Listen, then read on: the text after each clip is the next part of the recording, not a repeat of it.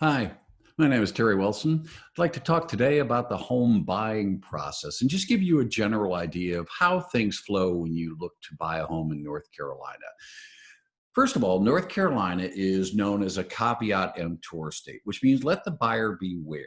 And for many, many years, the buyer did not have representation. However, several years ago, North Carolina changed the laws to now allow for buyer's agency representation. And what that means to you as a buyer is that you will now have someone who can represent you and protect your interests. As we like to say, when we become your agent, we have fiduciary duties to you, and those fiduciary duties we lovingly refer to as old car. In other words, we, as your buyer's agent, will obey your lawful commands. We will be loyal to you. We will disclose everything that we know to you about the other party. We will keep whatever you tell us confidential. We will be accountable to you, particularly when it comes to money, such as a due diligence fee check or an earnest money check. And finally, using reasonable skill, care, and diligence. For example, a real estate agent is not expected to climb up on a roof. That would be a little bit unreasonable. So your agent will talk with you about buyer's agency. You are not required to have a buyer's agent, but I strongly recommend you do, because without having buyer's agency representation, you won't have anybody that is there to help you protect your interests. You will literally be on your own and making all of your buying decisions. So they will present to you what's called a Working with Real Estate Agents brochure. It is a brochure that our Real Estate Commission provides to all agents that explains agency in North Carolina. I encourage you to read through that brochure. The agent will take you through it, but I do encourage you to read it to make sure that you thoroughly understand how agency works in North Carolina.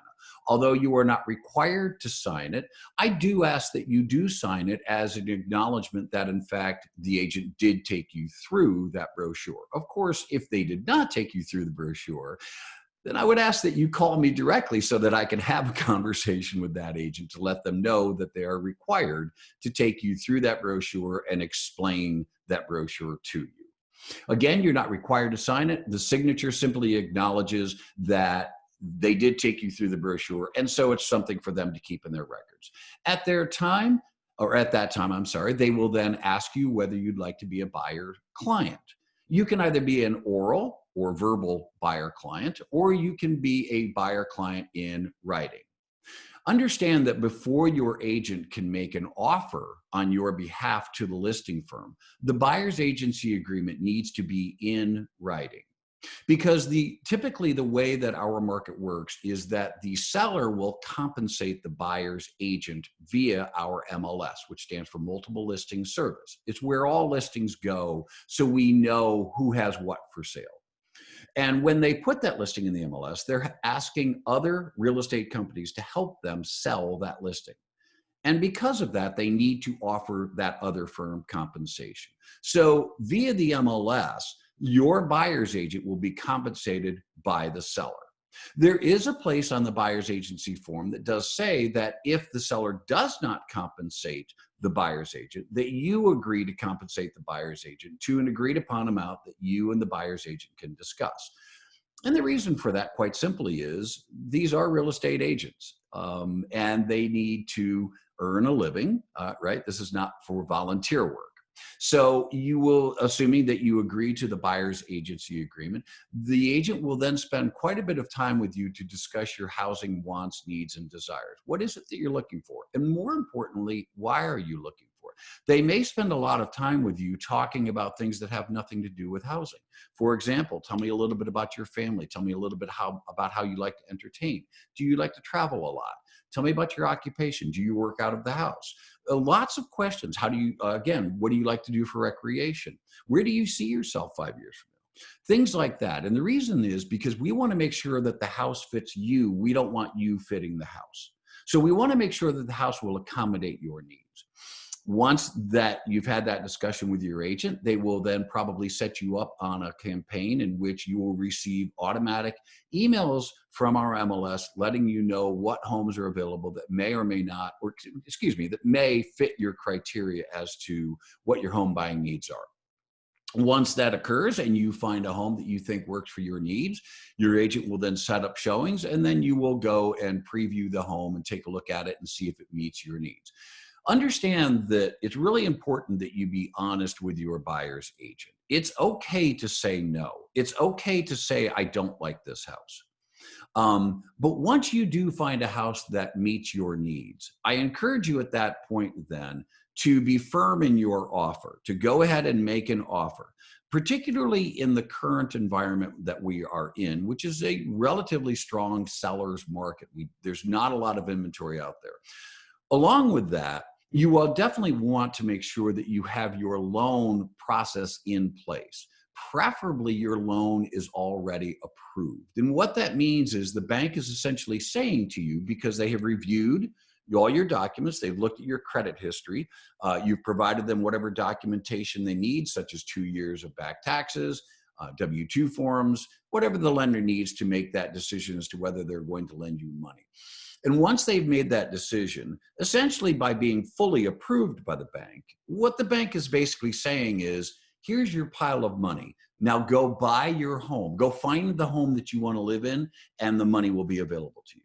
That will put you in a very strong position with the seller, because essentially what it's saying to the seller is, if you agree with the terms that I'm offering to buy your home, sign here and you have sold your home.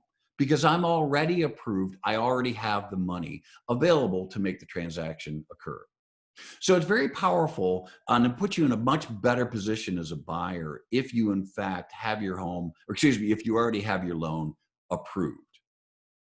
But before you go looking at any homes, at a minimum, you should be at least pre-qualified. Pre-qualified is where you call the lender and simply ask them some questions. They'll ask you some questions. They'll trust your answers, and based on what you tell them, they will tell you whether in fact you can get a loan or not. There's no guarantees, because they're going to then follow up to make sure that what you told them is in fact accurate. But at least you'll have an idea. What you do not want to do is go looking at homes without knowing how much you can afford. That will create a very frustrating buying experience for you. So you want to know how much you can afford. It will also help you in negotiations if you're already approved, because again, you can say to the seller, I'm ready to go, sign here, you've sold your home. Once you go under contract with the seller, then your agent will assist you in having the inspections done, getting the appraisals done, negotiating for any repairs, etc. Assuming all of that goes smoothly, then you will then go into what is called settlement. Settlement is where you go to the attorney's office to sign all of the paperwork to have the property transferred from the seller to you, the buyer. However, that is not closing. Closing technically in North Carolina is when the deed is recorded at the Register of Deeds. Once the deed is recorded at the Register of Deeds, that is officially closing in North Carolina, and that's when you truly own the home. But until the deed is recorded, the home is still owned by the seller. And the reason it's important to understand that is that when you're sitting at the settlement meeting, you may not get the keys to the house because you won't own the house until the deed is recorded. So you will want to have a discussion with your agent, and your agent will certainly want to have a discussion with the listing agent and the seller as to when the keys will be transferred to you. It is not illegal for you to get the keys before the deed is recorded, but the seller may not want to do that because, again, they still own the home. So you're going to want to have a discussion with your agent as to when will you get the keys, so that you can then move into the house. And you'll want to do that early on in the process so that you can plan accordingly, such as making sure that you arrange for your moving van, or if you're hiring movers, et cetera, to make sure that everything runs smoothly in that regard. So that's essentially the process on the home buying process in North Carolina. I know it's a very abbreviated and there's lots of other things to talk about, but in general, that's the flow as to how things occur. Please check out the other videos that I have out here on more specifics, such as a discussion on the offer to purchase, the addendums and the amendments that you can make to the offer to purchase, the actual closing process, and other videos to help you better understand the home buying and home selling process in the state of North Carolina. We look forward to working with you, and take care.